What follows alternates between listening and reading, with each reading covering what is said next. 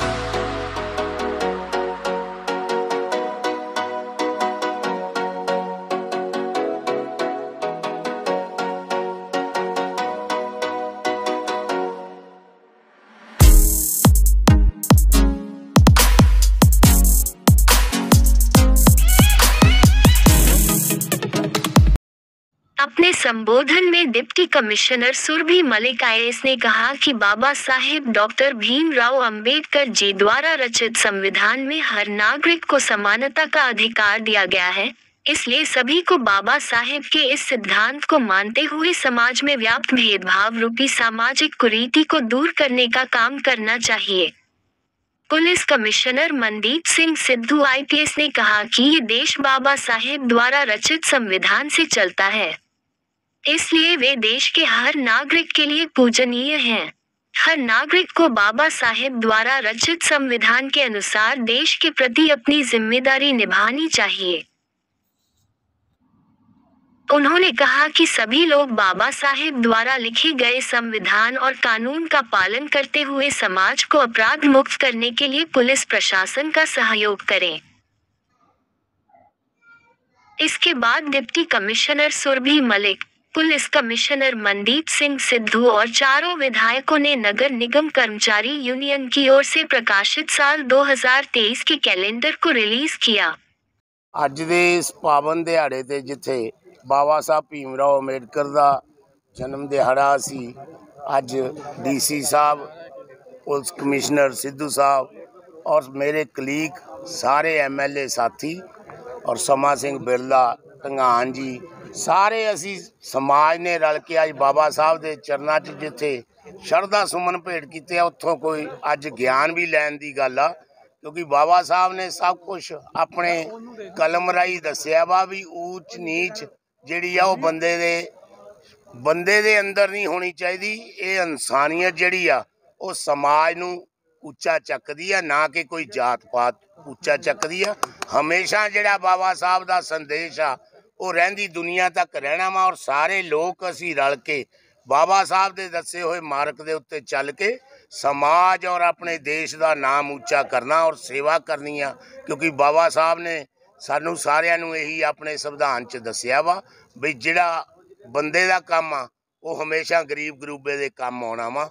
ਔਰ ਸਾਰੇ ਜਿਹੜੇ ਸਾਡੇ ਹਿੰਦੁਸਤਾਨ ਦੇ ਵਿੱਚ ਹਿੰਦੁਸਤਾਨੀ ਵਸਦੇ ਆ ਉਹ ਅੱਜ ਬਾਬਾ ਸਾਹਿਬ ਦੇ ਦੱਸੇ ਹੋਏ ਮਾਰਗ ਤੇ ਚੱਲਦੇ ਹੋਏ ਦੇਸ਼ ਦੀ ਤਰੱਕੀ ਕਰ ਰਹੇ ਆ।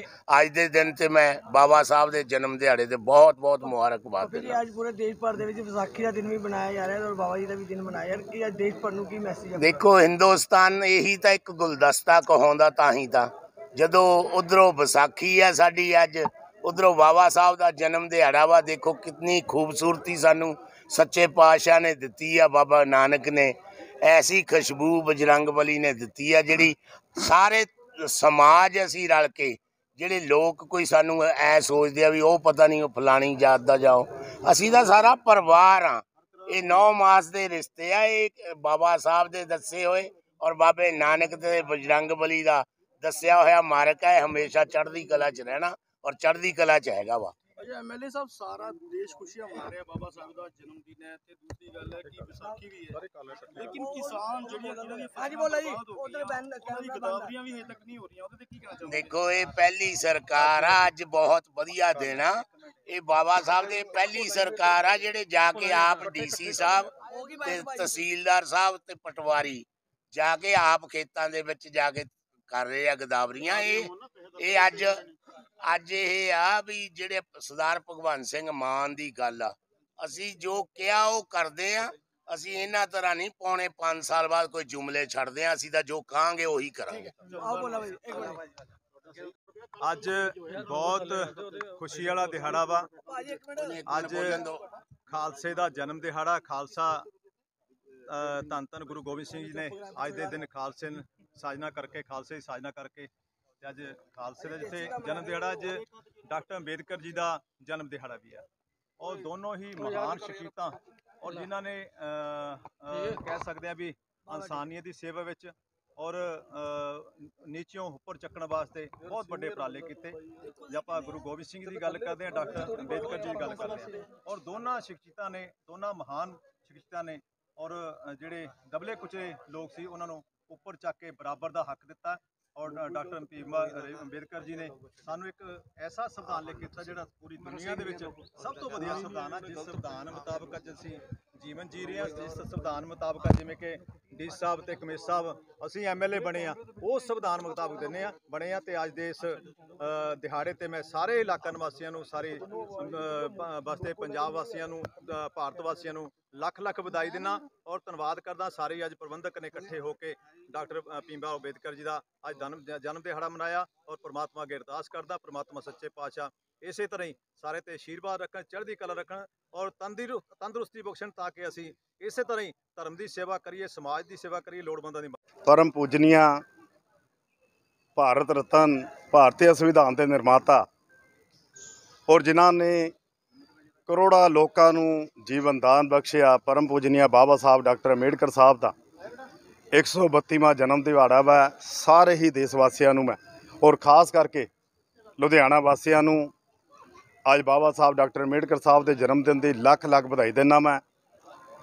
ਔਰ ਬਾਬਾ ਸਾਹਿਬ ਦੀ ਜਿੱਥੇ ਅੱਜ ਪੂਰੇ ਦੇਸ਼ ਦੇ ਵਿੱਚ ਜੈ ਜੈਕਾਰ ਹੋ ਰਹੀ ਆ, ਉੱਥੇ ਮੈਂ ਇਹ ਵੀ ਬੇਨਤੀ ਕਰਨਾ ਚਾਹੁੰਦਾ ਮੈਂ ਕਿ ਬਾਬਾ ਸਾਹਿਬ ਡਾਕਟਰ ਅੰਬੇਡਕਰ ਸਾਹਿਬ ਨੇ ਕਿਹਾ ਸੀ ਕਿ ਮੇਰੇ ਸਟੈਚੂ ਤੇ, ਮੇਰੀ ਮੂਰਤੀ ਤੇ ਫੁੱਲ ਚੜਾਉਣ ਨਾਲ ਕੋਈ ਜ਼ਿਆਦਾ ਫਾਇਦਾ ਨਹੀਂ ਹੋਣਾ, ਤੁਹਾਨੂੰ ਮੇਰੇ ਜੈ ਜੈਕਾਰ ਕਰਨ ਨਾਲ ਕੋਈ ਜ਼ਿਆਦਾ ਫਾਇਦਾ ਨਹੀਂ ਹੋਣਾ। ਫਾਇਦਾ ਤੁਹਾਨੂੰ ਉਦੋਂ ਹੋਣਾ ਵਾ ਜਦੋਂ ਮੇਰਾ ਲਿਖਿਆ ਹੋਇਆ ਸੰਵਿਧਾਨ, ਮੇਰਾ ਦੱਸਿਆ ਹੋਇਆ ਇੱਕ ਇੱਕ ਵਿਚਾਰ ਦੇ ਉੱਤੇ ਤੁਸੀਂ ਪਹਿਰਾ ਦੋਗੇ ਔਰ ਪਹਿਰਾ ਦੇ ਕੇ ਮੇਰੇ ਵਿਚਾਰਾਂ ਦੇ ਉੱਤੇ ਚੱਲੋਗੇ। ਕਿਉਂਕਿ ਜਿਹੜੇ ਸੰਘਰਸ਼ ਦੇ ਵਿੱਚ ਬਾਬਾ ਸਾਹਿਬ ਡਾਕਟਰ ਅੰਬੇਡਕਰ ਸਾਹਿਬ ਪੜ੍ਹੇ ਲਿਖੇ ਔਰ ਪੜ੍ਹ ਲਿਖ ਕੇ ਇੰਨਾ ਵੱਡਾ ਮੁਕਾਮ ਪ੍ਰਾਪਤ ਕਰਿਆ, ਉਹ ਬੜੇ ਸੰਘਰਸ਼ ਨਾਲ ਕਰਿਆ। ਇਸ ਕਰਕੇ ਬਾਬਾ ਸਾਹਿਬ ਦਾ ਅੱਜ ਦੇ ਦਿਨ ਮੈਂ ਇਹੋ ਸੰਦੇਸ਼ ਤੁਹਾਨੂੰ ਦੇਣਾ ਚਾਹੁੰਦਾ ਮੈਂ ਕਿ ਪੜ੍ਹੋ, ਜੁੜੋ, ਸੰਘਰਸ਼ ਕਰੋ। ਇਹ 3 ਮੰਤਰ ਬਾਬਾ ਸਾਹਿਬ ਡਾਕਟਰ ਅੰਬੇਡਕਰ ਸਾਹਿਬ ਨੇ ਦਿੱਤੇ ਸੀ, ਇਹਨਾਂ ਦੇ ਉੱਤੇ ਆਪਾਂ ਪਹਿਰੇਦਾਰੀ ਦਈਏ ਔਰ ਸੰਘਰਸ਼ ਕਰਕੇ ਆਪਣੇ ਸਮਾਜ ਨੂੰ ਇਕੱਠਾ ਕਰੀਏ, ਤਾਂ ਹੀ ਉਹ ਸਾਡਾ ਖੋਇਆ ਹੋਇਆ ਜਿਹੜਾ ਸਨਮਾਨ ਹੈ ਉਹ ਵਾਪਸ ਆ ਸਕਦਾ। ਬਹੁਤ ਬਹੁਤ ਧੰਨਵਾਦ। ਬਾਬਾ ਸਾਹਿਬ ਦੇ ਜਨਮ ਦਿਹਾੜੇ ਦੀ ਇੱਕ ਵਾਰੀ ਫੇਰ ਤੁਹਾਨੂੰ ਸਾਰਿਆਂ ਨੂੰ ਲੱਖ ਲੱਖ ਵਧਾਈ। ਜੈ ਭੀਮ,